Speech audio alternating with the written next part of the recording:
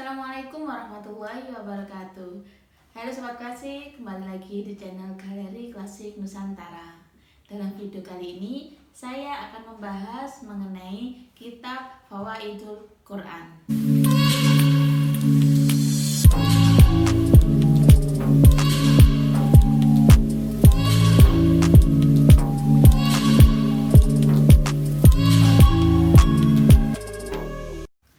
Ini merupakan salah satu naskah koleksi saya ya Sobat Klasik. Nah, naskah ini mempunyai judul, disebutkan di awal judulnya yaitu Kitab Fawaidul Quran. Selain disebutkan judulnya, juga disebutkan siapa penyalin atau pengarang dari Kitab Fawaidul Quran ini. Nah, itu dituliskan di lembaran paling awal setelah sampul ya Sobat Klasik, yaitu kitab ini ditulis oleh Syekh Syihabuddin Ahmad bin Abdul Latif Asy-Syarji, seperti itu. Nah, dijelaskan bahwa kitab Fawaidul Quran taklif Syekh Syihabuddin Ahmad bin Abdul Latif Asy-Syarji. Nah, paling awal dijelaskan bahwa kitab ini judulnya Kitab Fawaidul Quran. Kitab Fawaidul Quran merupakan mengenai kitab yang menjelaskan tentang fadilah atau keutamaan dari membaca Al-Quran, seperti itu. Nah, sebelum saya akan membahas mengenai isi teksnya, saya akan membahas terlebih dahulu mengenai identifikasi dari naskah ini, seperti itu. Nah, naskah ini itu sampulnya itu sampul biasa ya, tidak menggunakan sampul kulit binatang, tapi sampul kertas biasa, dan sampulnya ini sampul tambahan, bukan sampul asli dari naskah kitab ini, karena sampulnya ini menggunakan kertas sekarang ya, kertas yang digunakan untuk sampul di masa sekarang seperti itu, sehingga sampulnya ini sampul tambahan itu ya. Itu Sobat Klasik mengenai sampulnya. Kemudian mengenai ukuran dari naskahnya, naskah ini termasuk naskah yang berukuran sedang, seperti itu.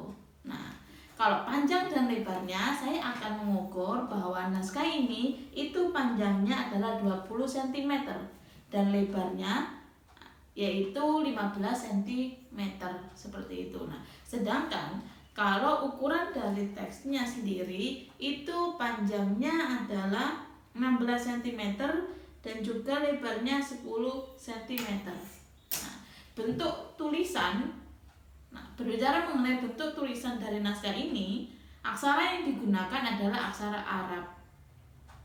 Full naskah ini menggunakan aksara Arab, tidak ada terjemahan yang itu menggunakan aksara pegon ya, atau bahasa Jawa pesantren yang ditulis dengan aksara pegon, tapi naskah ini full menggunakan bahasa Arab, seperti itu. Dan bentuk tulisannya itu mepet-mepet ya, antara baris pertama, kedua, ketiga dan seterusnya itu tidak banyak spasi sehingga terlihat berdempetan, seperti itu. Namun masih bisa dibaca dengan jelas. Oke, itu mengenai tulisan dari teksnya.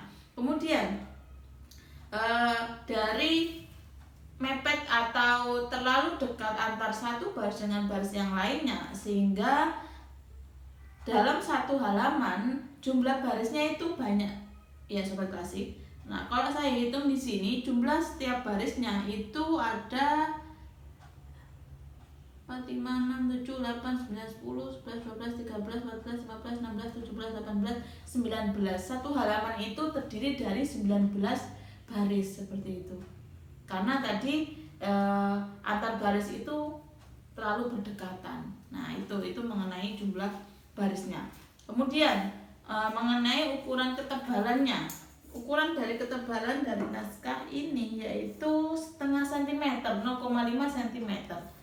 Nah, kalau jumlah mengenai jumlah ketebalan jumlah halamannya, naskah ini tidak ada angka halaman 1 sampai halaman akhir, namun ada tambahan, terlihat dari tintanya. Ini menggunakan tinta yang berbeda, ada tambahan tulisan mengenai nomor halaman. Nah, itu ditambahkan di pojok kiri dari setiap, di pojok kiri dan kanan dari setiap halaman, pojok kiri dan kanan atas, seperti itu ada tambahan. Nah, naskah ini jumlah halamannya itu adalah 41, seperti itu, ada 41 halaman. Nah, ini tentang naskah Fawaidul Quran. Nah, masuk ke dalam isi dari naskah Fawaidul Quran ini, bahwa naskah ini secara garis besar menjelaskan mengenai keutamaan membaca Al-Quran. Di antaranya yaitu keutamaan membaca basmalah, keutamaan membaca surat Yasin, keutamaan membaca surat Al-Waqiah, keutamaan membaca surat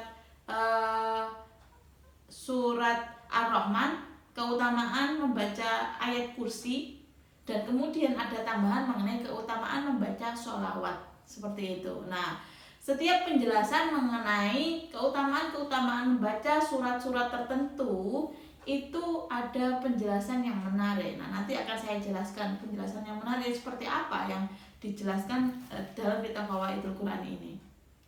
Oke, ya. Pertama, bahasan setelah menjelaskan mengenai siapa pengarang dan penulis kitab ini, bahasan pertama yaitu mengenai keutamaan sholawat. Nah, naskah ini menjelaskan mengenai bahwa membaca sholawat Nabi itu ada keutamaan tertentu, dan juga dijelaskan referensi hadisnya, ada hadisnya dijelaskan di sini.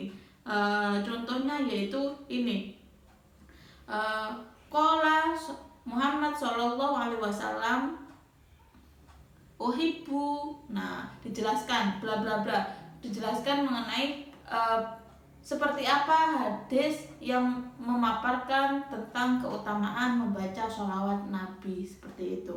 Nah, ini bahasan awal tentang keutamaan sholawat. Setelah menjelaskan mengenai keutamaan sholawat kepada Nabi, kitab Fawaidul Quran ini menjelaskan mengenai keutamaan orang yang membaca Al-Quran, seperti itu. Nah, ada keutamaan bahwa ada manfaat atau keuntungan orang yang membaca Al-Quran.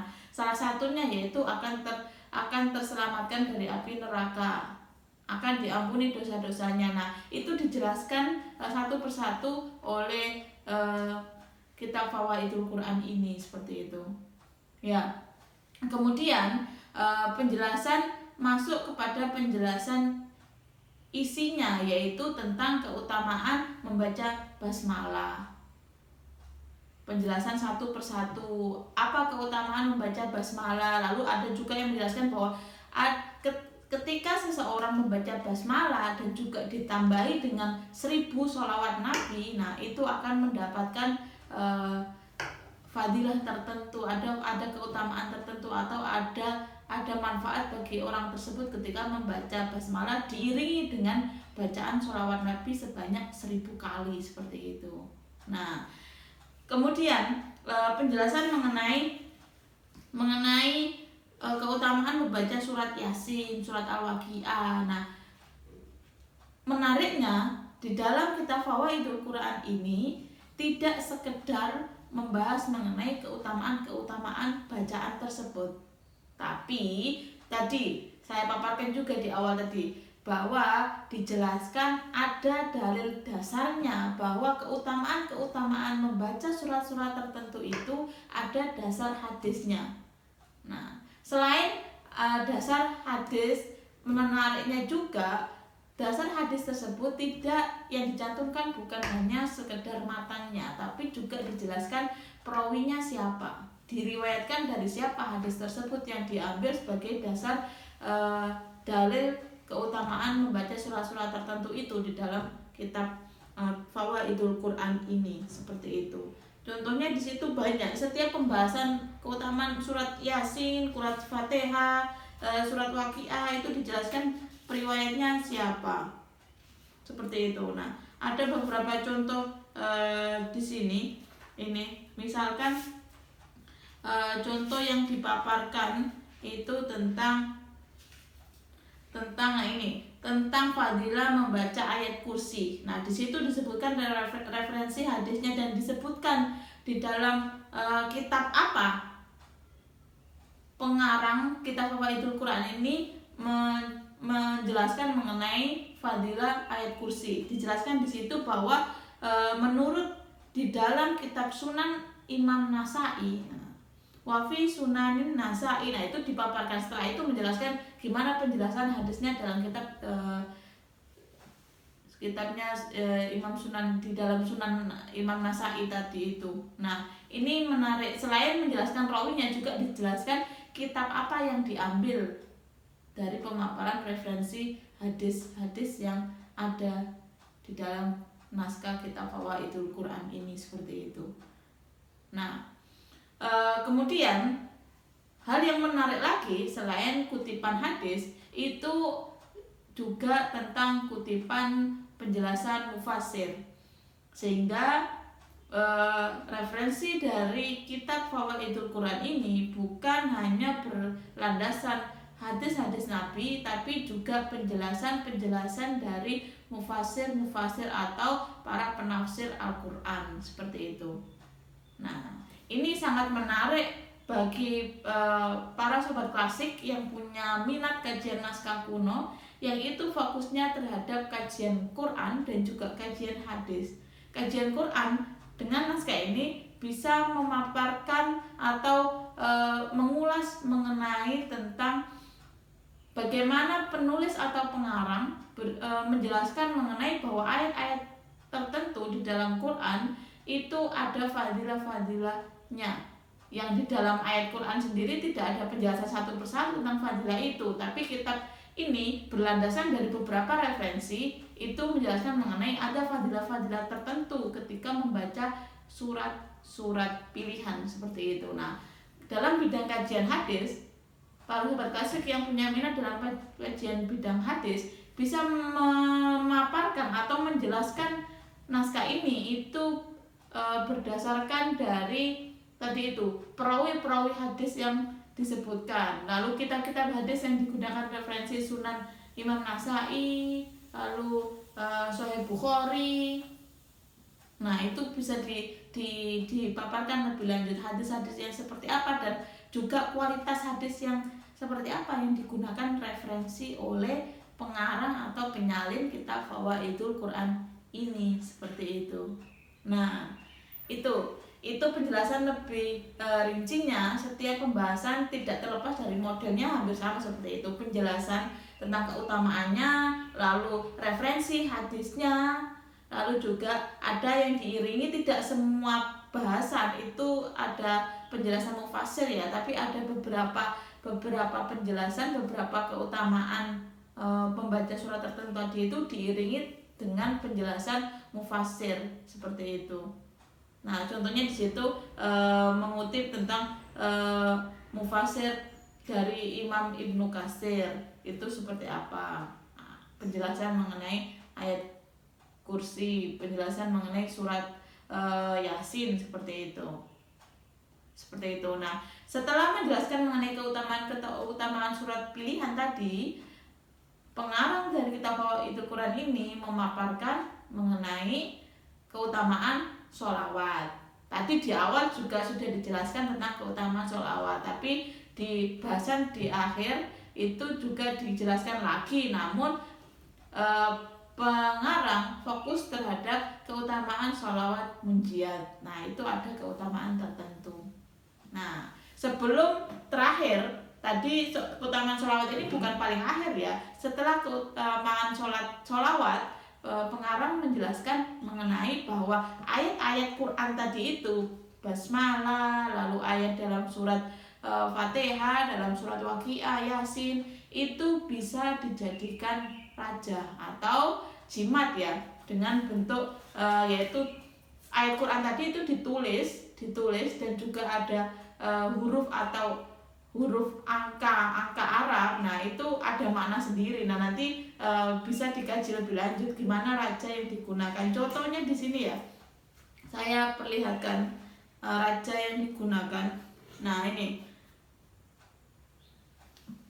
nah dia menggunakan raja yaitu lafaz basmalah. Nah ini naskahnya sudah hampir rusak ya sobat, ini sudah jilitannya sudah protol seperti itu, sehingga harus hati-hati dalam memegangnya. Nah, contohnya yaitu tadi tentang bacaan basmalah. Nah, ditulis dalam kotakan, ada dibagi, yang itu tulisan Bismi dalam kotak sendiri, Allah sendiri, Ar-Rahman sendiri, Ar-Rahim sendiri, dan di bawahnya setiap kotak itu ada angka Arabnya.